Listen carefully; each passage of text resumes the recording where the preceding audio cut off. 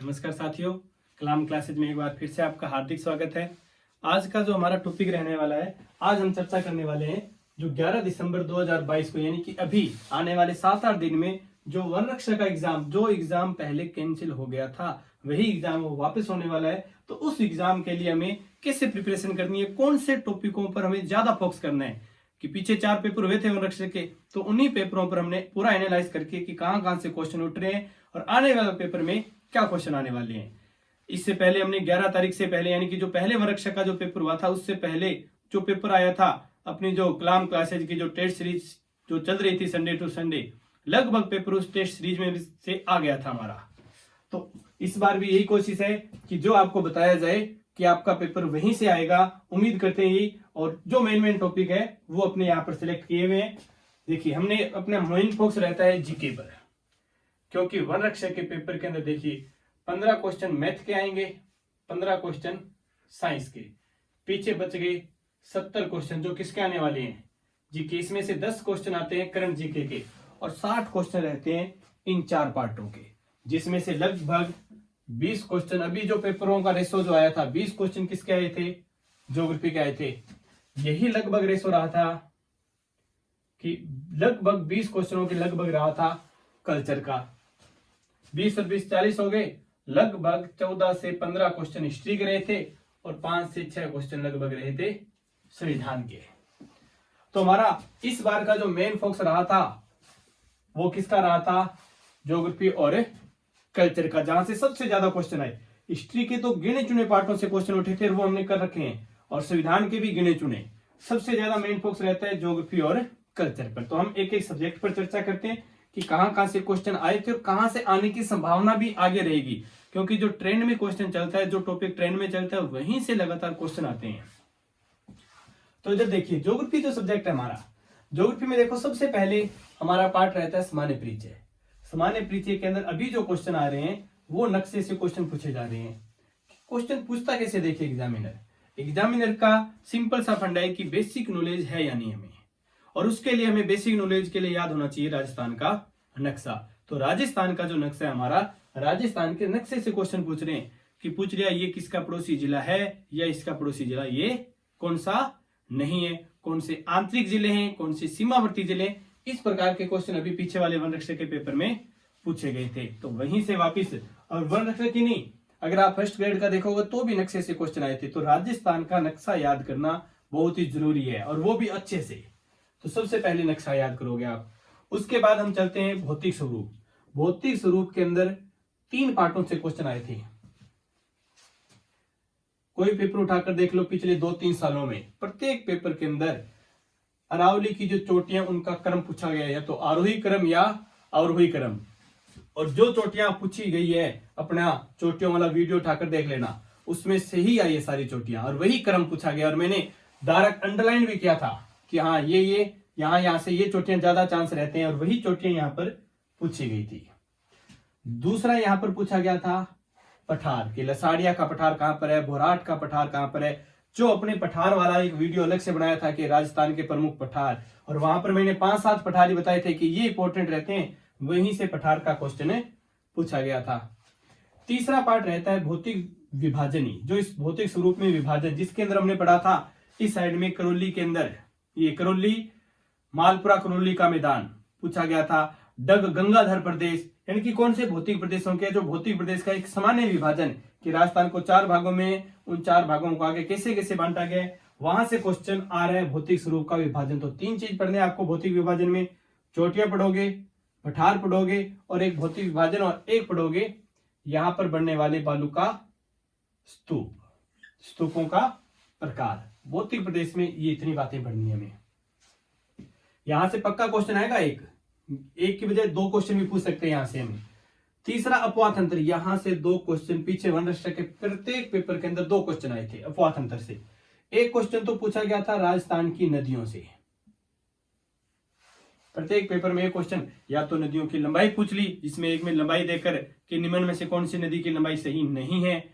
किसी में पूछ लिया इस नदी पर कौन से बांध है, बांधों का आरोही क्रम, अवरोही क्रम, उद्गम से मुहाना, मुहाने से उद्गम की ओर। या झीलों से क्वेश्चन, जो ज्यादा चर्चा में रहा था, या तो नदियों की लंबाई, और एक पूछी गई थी नदी परियोजनाएं, जैसे सही परियोजना पूछी गई थी, सही परियोजना का संबंध किस जिले से है, तो इस प्रकार की परियोजनाएं और नदियां जो है पाठ्यंत्र में ये ज्यादा पूछी गई थी।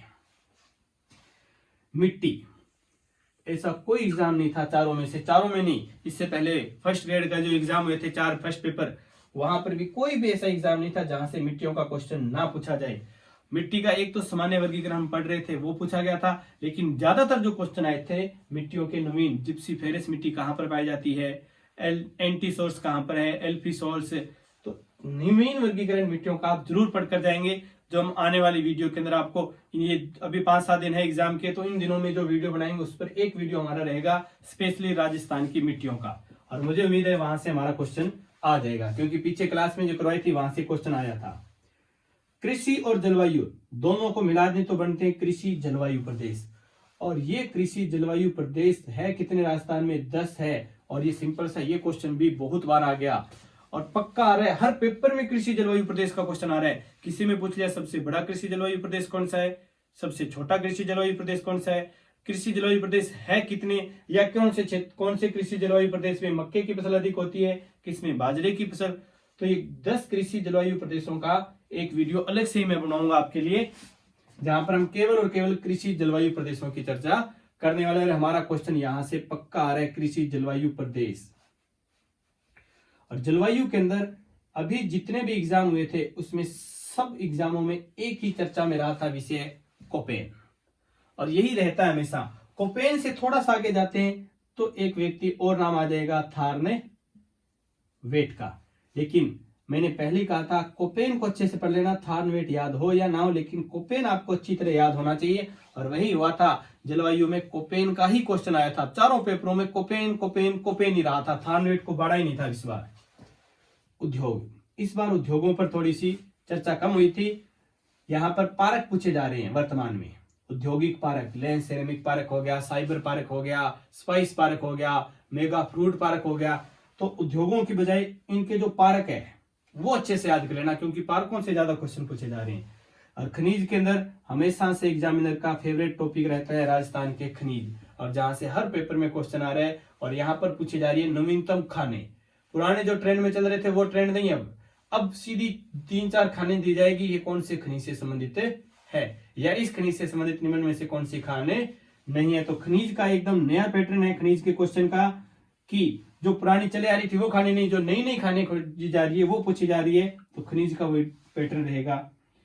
परिवहन के अंदर सड़क परिवहन पर ज्यादा फोकस किया गया था, कि पूर्व पश्चिम गलियारा, उत्तर दक्षिण गलियारा, ये जो गलियारे थे यहीं पर अटक गए थे, तो गलियारे अच्छे से याद कर लेना। और हमने किए भी थे, परिवहन जब किया था हमने केवल 7 मार्ग किए थे, और मैंने कहा था 7 राष्ट्रीय राजमार्ग अच्छे से याद कर लेना, इन्हीं में से क्वेश्चन आएगा। और चारों पेपरों में 3-4 क्वेश्चन है उन्हीं 7 राष्ट्रीय राजमार्गों से पूछे गए थे। हमने विशेष रूप से 7 ही राजमार्गों पर चर्चा की थी, और उनका वीडियो भी आपको मैं अपलोड कर दूंगा।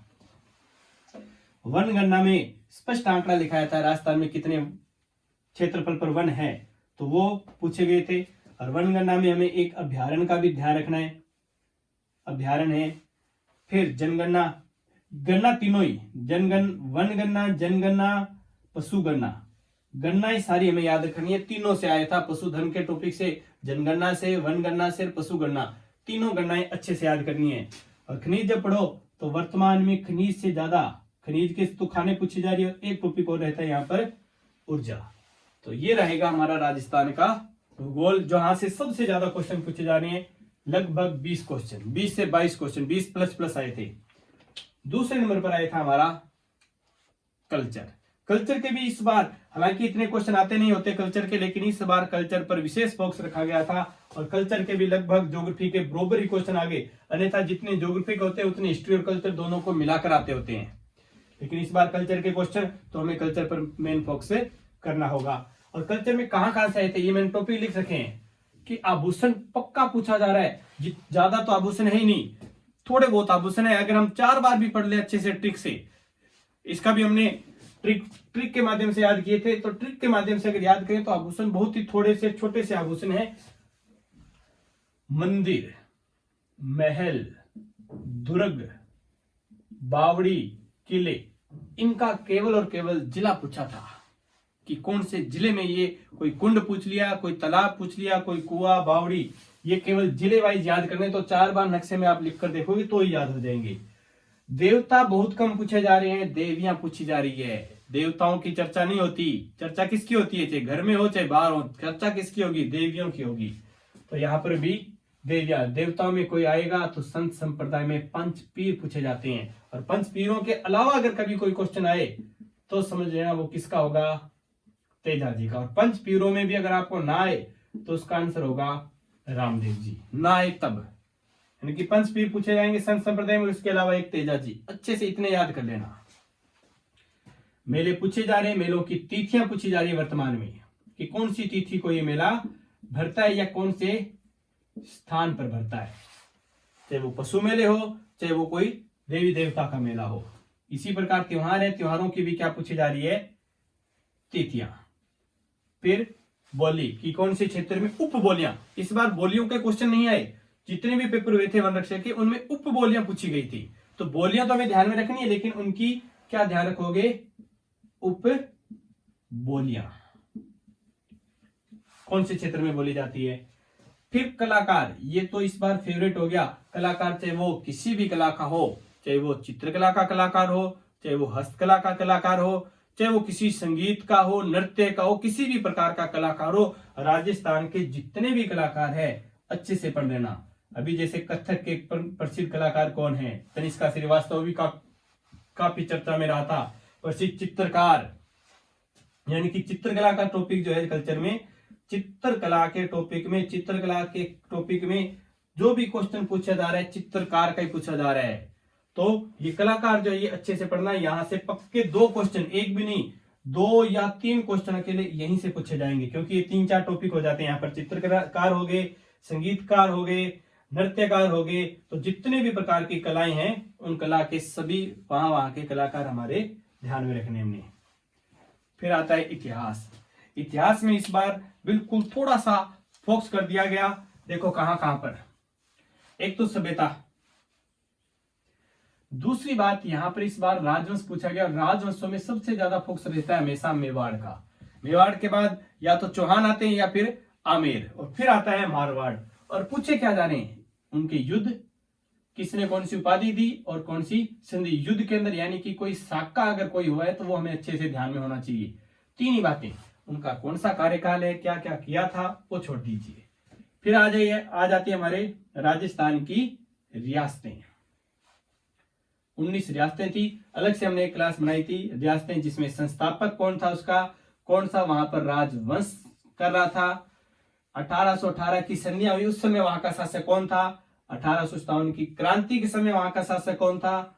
आजादी के समय शासक कौन था, और एकीकरण के समय वहां का शासक कौन था। यहां से लगभग 2 क्वेश्चन आ रहे हैं। और अभी हमने चर्चा की थी, पीछे मैंने वीडियो का एग्जाम हुआ था, वीडियो में वहां पर पूछा गया था धौलपुर का शासक, कि 1857 की क्रांति के समय धौलपुर का शासक कौन था।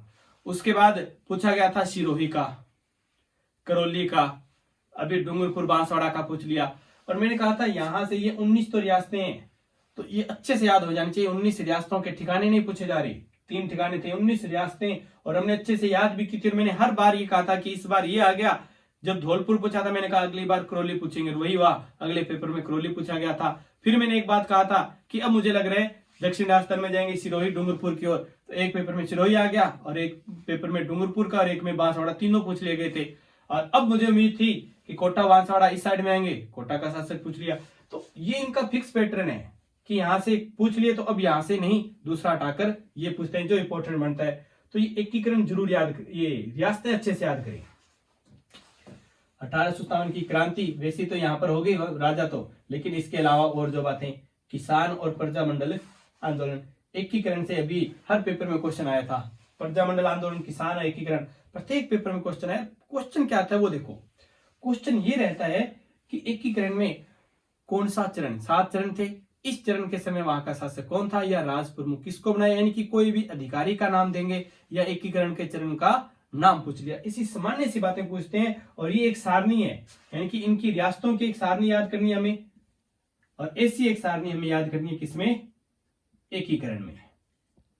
ये हमने की थी, और अपने टेलीग्राम चैनल जो हमारा कलाम क्लासेज नोहर के नाम से, उस पर हमने ये सारणी डाली भी है और वहीं से क्वेश्चन आए हैं एक पेज की सारणी है, एकीकरण की एक पेज की सारणी है ये रास्तों की। यानी कि केवल ये 2 सारणियां याद करोगे तो आपके लगभग एक क्वेश्चन या 2 क्वेश्चन यहां से, 2 से 3 क्वेश्चन यानी कि 3-4 क्वेश्चन केवल 2 पेजों से आपके क्लियर होने वाले हैं। तो ये सारणी ना चुकिए, आज ही अपना टेलीग्राम चैनल ज्वाइन कर लीजिए और वहां पर आपको इसकी पीडीएफ मिल जाएगी। एक बार मैं और अपलोड कर दूंगा इन दोनों की पीडीएफ, ताकि आपको नई में वापिस ना ढूंढनी पड़े। और फिर कोई संस्था जो है, और अभी जो चर्चा में रह रही है, सबसे ज्यादा पूछी जा रही है रचनाएं, कि इन सभी शासकों के समय या कोई भी रचना जो कही थी भाषा बोलियों के साथ, रचना का टॉपिक जो हमारा वो अच्छे से याद करना कि कौन सी रचना किसने लिखी थी। ये हो जाता है इतिहास। फिर चर्चा करते हैं हम संविधान की। पॉलिटी के क्वेश्चन देखिए बहुत ही कम आए थे, लेकिन फिक्स से क्वेश्चन आए थे। मुख्यमंत्री, राज्यपाल, यहां से पक्का ही क्वेश्चन आ रहा है। कौन सा मुख्यमंत्री का कालक्रम पूछ लिया दोनों का, या किसके समय कौन राज्यपाल था, या इनके समय जो लगे थे राष्ट्रपति शासन, अपनी राष्ट्रपति शासन के बारे में। तो यहां से क्वेश्चन आ रहा है सीएम और राज्यपाल दोनों का क्रम याद होना चाहिए आपको, कौन सा किसके समय रहा था और कब कब 4 बार राष्ट्रपति शासन लगा है, तो कब लगा था, उसके समय सीएम कौन थे, यानी कि राज्यपाल, सीएम कौन सा गया था और राज्यपाल कौन वहां पर था। न्यायपालिका में करंट का क्वेश्चन रहता है हमेशा। न्यायपालिका में करंट जीके का, वर्तमान में मुख्य न्यायाधीश कौन है, कितने हो सकते हैं, खंडपीठ के बारे में। फिर पंचायती राज के अनुच्छेद पूछे जाते हैं, पंचायती राज, स्थानीय स्वशासन के बारे में। यहाँ का जो क्वेश्चन रहेगा वो ज्यादातर रहता है अनुच्छेद का। और फिर आ जाते हैं विधानसभा। तो विधानसभाएं है कितनी, स्थानीय स्वशासन और विधानसभा के क्वेश्चन अभी पूछे जाए। विधानसभा सीटें कितनी है, कौन से जिले में ज्यादा है, कौन से जिले में कम विधानसभा सीटें, स्थानीय स्वशासन में कहां पर कौन सी नई तहसीलों का गठन किया गया है। तो इस प्रकार की सामान्य बातें यहाँ पर संविधान में आई थी। सीएम और राज्यपाल अच्छे से याद कर लेना, यहाँ से क्वेश्चन ज्यादा आए थे। पंचायती राज का केवल अनुच्छेद पूछा गया था। इसके अलावा मैंने कहा था 15 क्वेश्चन कहां से रहे थे, मैथ रीजनिंग, लेकिन इस बार रीजनिंग का कहीं नाम ही नहीं लिया। 15 के 15 क्वेश्चन किसके दे दिए अपने को, गणित के। तो रीजनिंग हो सकता है इस बार 4-5 क्वेश्चन रीजनिंग के आ जाए, लेकिन आएंगे तो नॉर्मल आएंगे। मैथ के क्वेश्चन अच्छे वाले आ रहे थे, तो नॉर्मल अगर आपको अच्छे से थोड़ा सा ठीक से मैथ किया तो आराम से हो जाएंगे। और यही 15 क्वेश्चन रहे थे विज्ञान के, और 10 क्वेश्चन रहे थे करंट जीके। करंट जीके तो अपना जो क्लास में करवाया था सारा वहीं से आया था। तो करंट जीके पर तो ज्यादा फोकस करो तो आप एक क्रोनोलॉजी मंथली जो आ रही है, क्रोनोलॉजी वो पढ़ सकते हो। इसके साथ अपने कलाम के डेली 8 क्वेश्चन आ रहे हैं, डेली 8 क्वेश्चन दे रहे हैं अपने कलाम के। तो इन 8 क्वेश्चनों में से ये लगभग 10 क्वेश्चन, 10 ना तो 7-8 क्वेश्चन हमारे कवर हुए थे। सारों पेपरों में जो 5-5, 7-7, 10-10 क्वेश्चन आए थे, तो वो हमारे इसमें से कवर हो गए थे। 10 में से कभी 7 आए तो कभी 8 क्वेश्चन अपने लगभग प्रत्येक पेपर में करंट जीके के अपने क्लास वाले जो 8 क्वेश्चन डेली दे रहे हैं वहां से कवर हो जाते हैं। तो क्रोनोलॉजी ना पढ़ सको तो ये 2-3 दिन की अपलोड कर लीजिए, लास्ट 1 महीने की, लास्ट 1-1.5 महीने के अंदर से ही कवर हो जाता है सारा करंट जीके। तो ये रहेगा हमारा परीक्षा का पैटर्न, और ये टॉपिक हमारे महत्वपूर्ण है। तो इनमें से जो अपने इंपोर्टेंट जो बातें की है, जहां से हमें पता है कि यहां से पक्का क्वेश्चन आएगा, चोटियों से, पठार से, तो इन सारे टॉपिकों पर आने वाले दिनों में अपने वीडियो अपलोड होंगे। तो आप उनको चैनल को सब्सक्राइब कर उन वीडियो के आप देख सकते हो। तो आप चैनल को सब्सक्राइब कर दीजिए और बेल नोटिफिकेशन ऑन कर दीजिए, ताकि जैसे वीडियो डालें आपको पता चल जाए। आपका अगर जो पार्ट कमजोर है तो उस पार्ट का वीडियो आप जरूर देखें, आपका क्वेश्चन वहां से बाहर नहीं जाएगा। ठीक है, आज के लिए इतना ही। धन्यवाद साथियों, मिलते हैं नेक्स्ट वीडियो में। तब तक के लिए जय हिंद।